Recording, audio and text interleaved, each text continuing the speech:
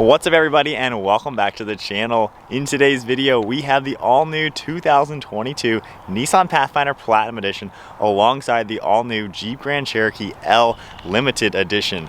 Now these two family SUVs are nearly the exact same price, $51,700, $53,200. So very similar. So starting with the exterior styling, obviously that is extremely subjective depending on which one you like better. This is what the Nissan Pathfinder looks like. Of course, it is a pretty cool looking SUV. I have no complaints with it. And then over on the Jeep Grand Cherokee, this is what it looks like. Again, I have no complaints. I think they both look really sporty. The Jeep definitely has a little bit more of that rugged off-road design. But when you look at the Nissan, I feel like it has a little bit more modern design, still with a rugged look. I love the color on this one and the two-tone paint job. That is really cool. So both cars definitely have a cool exterior design. The side profiles are also very similar. As you can see, they have that little bit extra extension in the rear end to accommodate that third row. And as you can see, we have some bulges in the fender arches of the Nissan, some chrome trim, a nice set of wheels, a sharp line in the center portion of the Jeep. I like the unique trim design above these windows that cuts its way into the rear end. We get LED taillights sunken into the bodywork. Pretty traditional looking back here. Pathfinder might look a little bit more modern, I would say. I think it has a little bit more unique look compared to a more traditional looking SUV. But again, this is all subjective, so depending on which one you like better, of course, will be the winner. But both of them definitely look pretty sweet on the outside. Now moving underneath the hoods and taking a look at the performance specifications, this Nissan Pathfinder has a 3.5-liter 6-cylinder engine pumping out 284 horsepower with 259 pound-feet of torque. It's paired to a 9-speed automatic transmission, and this is an all-wheel drive vehicle. If we take a look underneath the hood of the Jeep, you get a 3.6-liter 6-cylinder engine with an 8-speed automatic and 290 horsepower with 257 pound-feet of torque, and it is a 4x4 vehicle as well. The Grand Cherokee gets a 23-gallon fuel tank and can achieve 19 miles per gallon in the city with 26 out on the highway. The Pathfinder has an 18.5-gallon fuel tank and can get 20 miles per gallon in the city and 25 out on the highway.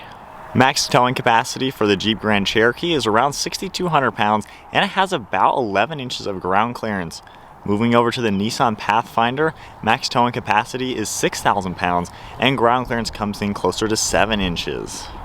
So then moving on to the interior specifications. So the Platinum Edition all-wheel drive Pathfinder is the top of the line. This is the best that it gets for the Pathfinder. We do get genuine leather for the seats, really cool design, panoramic sunroof, two-tone design all around. You get a massive LCD screen in the center. You can see how everything is laid out. Another massive LCD screen for the gauge cluster as well. So that's kind of a good look at what it looks like. Same with the door panel. Very cool looking. And then for the Grand Cherokee, this limited trim level is the competitor to the Platinum, it looks like, because you can opt this even more expensive with more options to go for the Overland. But these two are comparable for the pricing. So this one, we do have nice seating. It's hard to tell if it's genuine leather or not. It might just be vinyl. No panoramic roof, so this vehicle, for already being just a little bit more expensive than the Nissan, you will need to option more to get the same. We do get a massive screen in the center as well, same piano black, and you get an LCD screen for the gauge cluster. Nice two-tone. You get some wood accents, which is a cool touch, and more of this two-tone design. So then now inside the Nissan Pathfinder, the LCD digital display right in the center has a really good look to it. You can control it, of course. You can scroll left and right and see a lot of different things, trip information, 4x4 settings can come up as well. You also have a full navigation, all the turn-by-turn and everything pops up in the center screen. Audio, we have Android Auto, Bluetooth audio, Apple CarPlay, speed limit signs, all sorts of different safety settings. And then taking a look at this screen, we have our normal built-in navigation. We have settings for that. We get a full 360 camera. You can see the front view, the whole top-down view as well. You can toggle this and see more views. And then if we go into reverse, of course, we have a backup camera, all the sensors and everything. So pretty cool the way everything is laid out for the Pathfinder. Climate controls, heated and ventilated seats, heated steering wheel, wireless phone charging. And then we get drive modes. Down here we have all sorts of different modes you can toggle. From a towing mode, you get a sport, the eco, and then a few different off-road capabilities, which I really like to see. Of course, we have paddle shifters as well, but definitely a really nicely laid out vehicle to be in. And then now sitting inside the Jeep Grand Cherokee, I do like the wood grain trim. That is definitely a nice plus to see. And then you get the same type of leather and stuff all on the dashboard. So the LCD screen in the center, we get a big tach and a speedometer. You can scroll left and right, see your adaptive cruise information that will pop up, vehicle information, trip information, pretty basic. You get some off-road settings that'll come up in the center, which is a nice touch, a massive pitch and roll meter. No navigation system will pop up in this screen from the looks of it, at least. It looks like the Overland or higher trim levels will have that available. Taking a look at the center screen, of course, we get your home menu, media controls that will come up, the same sort of deal. All the climate controls come up on the screen, which is a nice touch to see as well. You do get built-in navigation, nice view of everything as well, phone integration. You can go under your vehicle and see a rear view camera. I don't think we have any more cameras for this trim level at least. And then you can even pop down some headrests, which is kind of a cool little touch. So it looks like the Nissan might have a little bit more tech in here, while the Jeep might have a little bit more cool materials like this wood trim. Neither one necessarily jumps out to being super much nicer or anything, but each of them have some nice things to offer. But I think the Nissan does give you a little bit more tech in here. You do get drive modes as well. You can toggle this into your sport mode, pops up on the dash, an auto, and then you do get some off-road settings. So these two are probably gonna do pretty similar for that type of driving. I don't think we have any wireless phone charging, but we do get a little bit of storage and USBs, physical climate controls along with the touchscreen ones, and a pretty nice interior overall, no panoramic roof like I said. So moving to the second row seat to see what we have available in the Pathfinder, we get some extra storage and cup holders in the door panel and even a manual sunshade. Then we have the same genuine leather. You can see how it looks. We have captain's chairs in here with the adjustable armrests, and I like how we get this center console. You can remove this. There's a handle up front, and you can pull this right out to gain access through the center. So that's a cool little touch. We get climate controls and heated seats back here. We have air vents that are in the ceiling.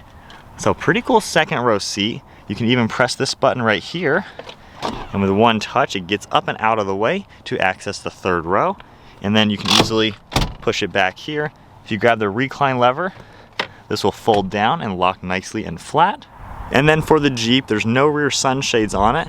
Then moving back here, you have the same manual lever, the nice seating material, you have the armrest, no center console. However, this is a little bit wider to gain access through this area. We get cup holders up front and here, and then you still get some climate controls and heated seats, which is nice to see. And then from here, if I pull this lever, this will fold all the way down and lock into place.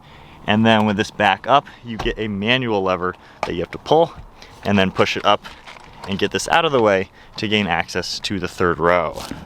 So then now hopping into the Jeep Grand Cherokee L, we're gonna test out the third row first. So you get two seats back here, as you can see, not too bad of a seat. The headrest is in a pretty good place. You do get a cup holder on each side, along with USB ports and even air vents back here, so nicely appointed. Taking a look at legroom and things like that. So this seat that is up right here, I can pull this and get it down. With this one in that position, I do have good knee room and leg room. My legs are kind of up high with this being a little bit low, but it's kind of expected for a more mid-sized vehicle. This seat is a little bit farther back, but honestly, you get a lot of room back here. I'm 5'11". I have headroom a couple inches and my knees are good. I could actually sit back here for quite a long trip. And of course, you can have some extra legroom if needed. So not too bad at all. Let's hop into the second row now of the Jeep. So sitting here, we have manual recline that goes pretty far back. Wow. And once again, I am really comfortable back here. We have a bar in the front you can grab, and you get all sorts of leg room with the driver's seat set at my height. Again, plenty of space. All right, so now hopping into the Nissan Pathfinder's third row seat. So this one, we have 3 actual seats, so that extra person you are able to fit. We also have climate control vents. You have 2 cup holders and USBs, so you get 2 extra cup holders back here. And then these seats actually recline. There's a lever on the far top side you can pull, and they go a pretty good amount back, as you can see. So if I sit in the recline seat, this is much more comfortable. Wow. This is pretty cool how it does recline. That extra bit really does make it to where a full-grown adult can sit back here. And then as you can see, that seat is up like that. If I pull this manually back, we do get a button that you can easily press to get that up and out of the way. But sitting back here, legroom is pretty good. Headroom is plenty, just like in the Jeep. Same kind of low seat, you know, so for full-grown adults, it's a little tight. But honestly, legroom and headroom is about the same. I do like the added feature of that button though. That is pretty cool. And like I said, you can take this out so you can easily climb through. But if I just hop over it and get into the second row seat now, this is still a pretty good roomy second row. Pulling that seat back to where it goes. We do get the same recline, goes pretty far back. And then just like the other one, I have knee room as well that I can pull this back. So this seat is kind of far back right now, but sitting back here, I would say is just as comfortable. You have a good armrest and everything. They are both really, really neck and neck. However, the sunshades are nice, the extra seat, the center console, and the fact that the third row reclines. So you get a few extra benefits in the Nissan. But let's check out the cargo. So both SUVs are gonna have a power liftgate, which is kind of expected. In the Jeep, we get a little cutout over here, then we can lift this up and we have extra storage space underneath the floor.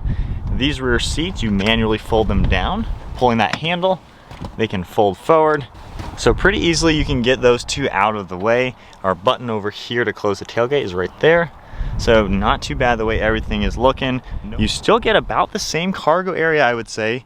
You can see how the seats are reclined though. This one is cool though. When you lift this up, it actually stays in place like that. Still get a ton of storage space underneath it.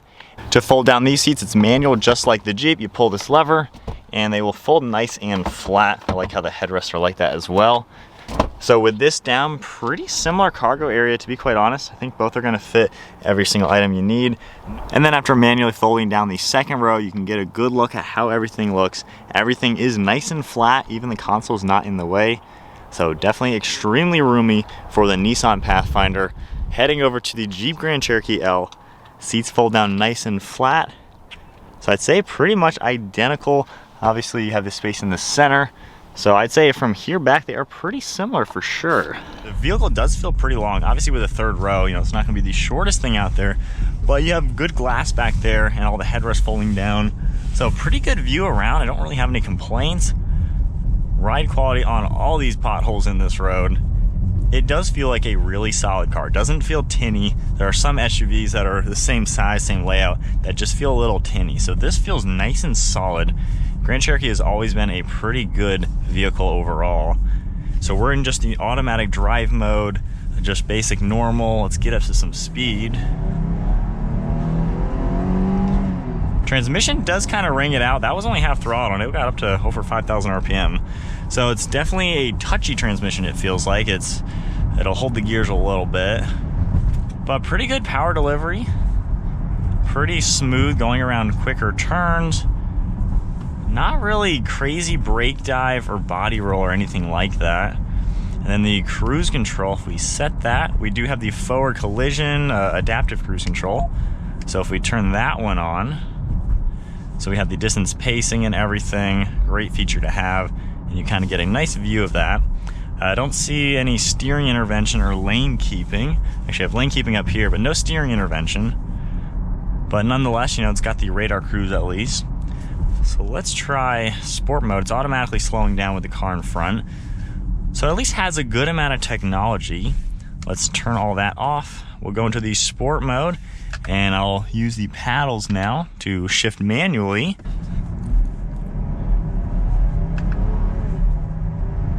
That's actually pedal to the floor. Wow. Not that crazy quick. It gets up to speed, but I wasn't surprised in that to be pedal to the floor. The pedal only goes like an inch or so. So you can floor it, and unless you're really ringing it out high RPM, I mean, it gets up to speed, but I wouldn't say it's fast or anything.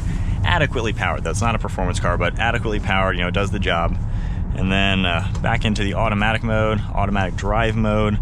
Using the interior, I think it's really simple. I do like the way everything looks. Use of materials, it feels really nice in here. Again, I think this is fake leather. I don't believe it's real. I think the Overland is gonna have the real genuine leather.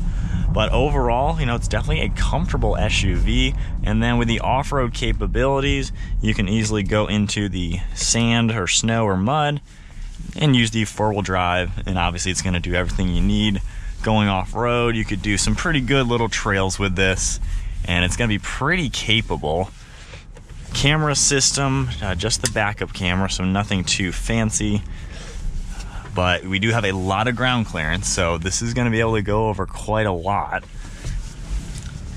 Steering feel also is pretty nice, and the suspension absorbs bumps really well. I will say the Pathfinder seems just as solid. I really like how it doesn't have that tinny feeling like some others do. I mean, it really is planted on the ground. Yeah, you feel the bumps, but this is a pretty bad road. So I'd say pretty similar ride quality and everything comparing it to the Jeep. Wind noise and road noise, again, both are really solid. And then if we get up to some speed again, nicely gets up to speed. I think that extra gear might make it to where this doesn't really seem to ring out the transmission. I floored it a pretty good amount and it didn't really redline it or anything like that. Now this one we do get the steering intervention and all of that feature. We have the forward collision. It can pretty much kind of drive itself. It's not the best system out there. Sometimes on the highway it can wander a little bit, but that Jeep didn't even have it. So it does have a little bit more capabilities, which is nice, and it does work pretty good on more straight roads. So we can go into a manual mode in this, just like the other one, use the power shifters, and then with our drive modes, we can go into a sport mode. So this one, if I get up to speed, this does feel a little bit quicker, I would say. I think the 9-speed just gives you more of the power band. Both aren't exactly sports cars, obviously, but this one just does feel a little bit more, and you do have more throttle that you can press. So this one, I floored it too, and it just felt a lot faster. Visibility, we're nice and high up, got a nice flat hood, mirrors all do a great job.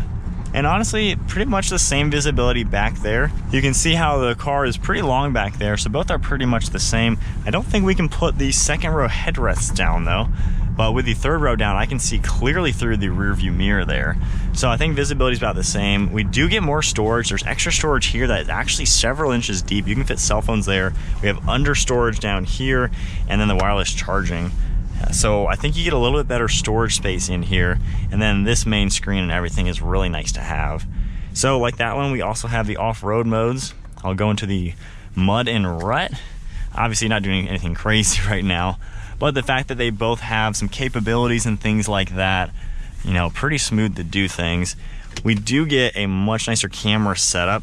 All the sensors come up there, backup camera, top-down view, can easily see anything.